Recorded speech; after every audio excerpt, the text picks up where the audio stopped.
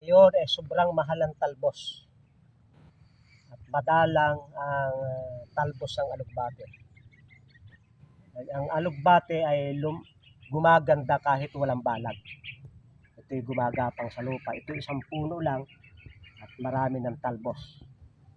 At ang aming project ay magparami ng alugbate. Ano, libu-libong puno na yan.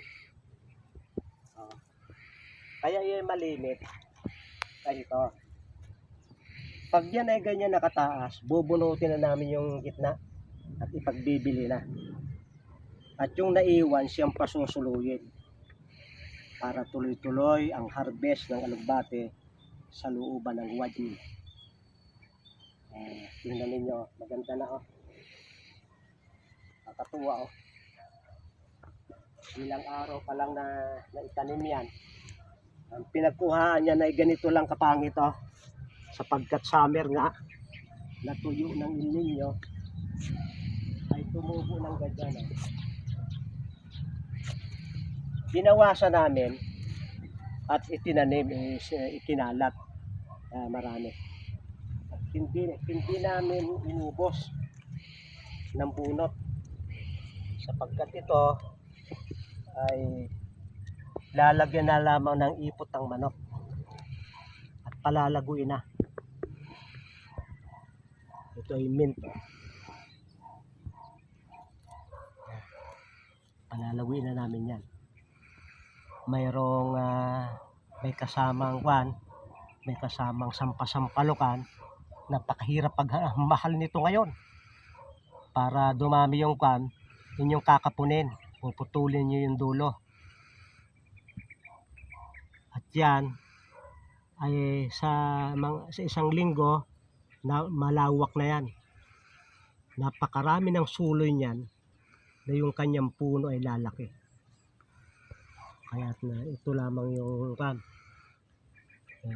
ganyan, yan ang aking aliwan. Yan ang aking ang livelihood ko talaga ay herbal. Yung papaya na ninakaw ay aliwan ko lang yon. Ito naman ay palagay ko naman hindi nila makakain kung nanakawin nila mahihirapan ang bunganga nila pag nguya na alam nyo, pag yan ay sinabugan ng ipot o ng cow manure o anuman, ay sa pagkaraan ng 10 araw pwede nang ibenta yan. At sapagkat ito ay ginapangan ng kwanon, may mga tumutubong bago libu-libo na ang aming nakuha dito para i-transplant. Pero hindi ko akalain na gayong karami ang naging buto sapagkat ito yung naging damuhan. Natabunan ito ng damo ay hindi ko akalain na gaganda ng ganito. Maganda na, nakaka-recover na Ganyan ang paghahalaman. Isi-isi lang. Mga sa isang araw manguha kami ng tae ng baka dyan sa niyugan.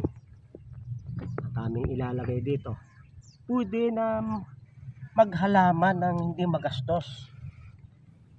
Ito hindi magastos, hindi kagaya nung talong at nung iba, magastos yan. Dahil parang yung bakterya ay nasa binhi na. Parang may anomalya sa pagpuproduce ng binhi na mabibilanggo ka sa binhi. Ay ito yung ito yung halaman na okay lang na itatanim mo uli yung kanyang buto. Sisibol uli yung kanyang buto. Tuloy-tuloy yung iyong pagbibinta nang wala kang gaanong pinuhunan, kundi magsipag ka lamang sa init. Sabi ng Genesis stress, sa pawis ng iyong mukha ay kakain ka hanggang sa ikaw ay mauwi sa alabok, sapagkat diyan ka kinuha, diyan ka uuwi. Kaya siniseryoso ko, ngayong ako'y retirado na, senior citizen na. Ngunit ang magandang balita, ang trabaho ko ay parang ako'y binata pa rin. Nung ako'y mangligaw sa aking asawa, ako'y sobrang sipag.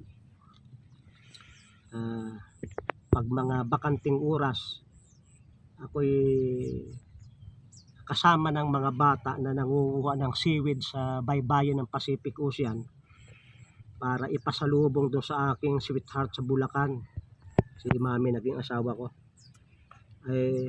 Nang ako'y umuwi, minsan ay iyak siya sapagkat sobrang itim ko na, nangingintab ako sa itim na may mga sunburn sapagkat panahon ng pag-aani ng seaweeds ay ako'y nanghihinayang. Ako'y nag-ani ng ilang linggo at na amin pinagbibili ng mga bata at binibili ng bigas. Nakasurvive kami ng marami kong kasama sa pag-aani ng seaweeds. Ay umitim yung aking balat.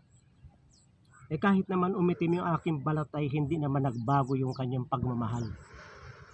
Alam niyo, kapag kayo'y merong mahal sa buhay na nangingitim dahilan sa pagtatrabaho, wag mawawala yung inyong pag-ibig, ikarangal ninyo sapagkat yan ay bubuhayin kayo sa sipag.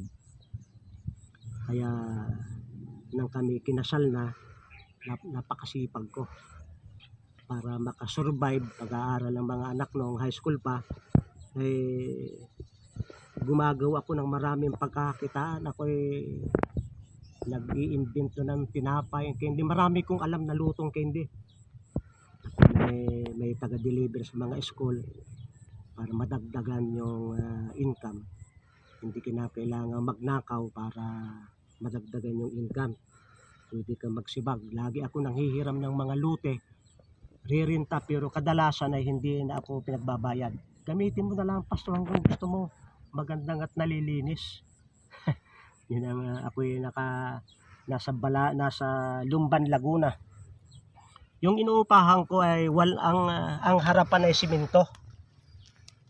Ako'y lagi nagtatanim ang gusto. Naghakot ako ng mga lupa at tinampak ko sa simento. Gayong kakapal.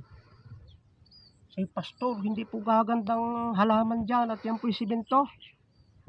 Yung mga nagsabing hindi gagandang halaman ay kwan siyang unang-unang nanghihingi ng gulay Sabi doon sa Calapan, Oriental Mindoro, pastor, hindi po gumagandang gulay dyan, yan po'y buhangin tabing dagat. Bagaman hindi ganun, pero buhangin na, yung dagat bandaron lang Nagtanim ako ng pitsay. Dumadayo yung mga taga-palengke. Pinapakyaw per garden, per plot yung aking pitsay. At pag ako'y pumupunta sa palengke, ay palit isda. Sapagkat baka baratin lamang ay pagpalit isda, marami-raming isda yung binibigay sa akin kaysa ibenta ko at ibili ng isda, palit isda. May naging kasama sa bahay, dinala nung magulang, pastor, ito pong aking anak ay gusto makapag-aral, ay wala pong matirhan, magbabaon po naman, dito po sana patitira. Sige, dito mo patirahin. Ako'y may malaking garden. Madaling araw pa, ako'y nagagarden na. Aba, may nagkukalas ko sa bandaron. Yung nakatira sa akin nagagarden din. Tumutulong. At may malaking bayabas ng maraming langgam. Pinapatay ko yung langgam at daang libo yata, milyon. Malaki yung bahay. Gayon din siya. Naabutan ko pinapatay yung langgam.